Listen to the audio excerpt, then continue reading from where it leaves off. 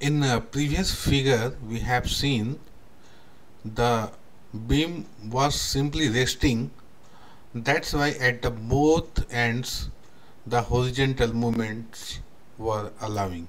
Here, if support reactions are, suppose one end is supported by pinned or hinge support and another is supported by roller support.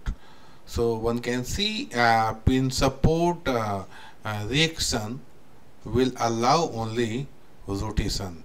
It cannot move downward, upward, vertically and horizontally, left side, right side. It cannot move in case of hinge or pinned support.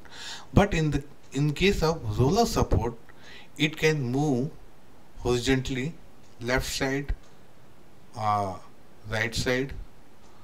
It can also rotate, but it cannot move vertically downward. And this is the deflected beam when load is applying.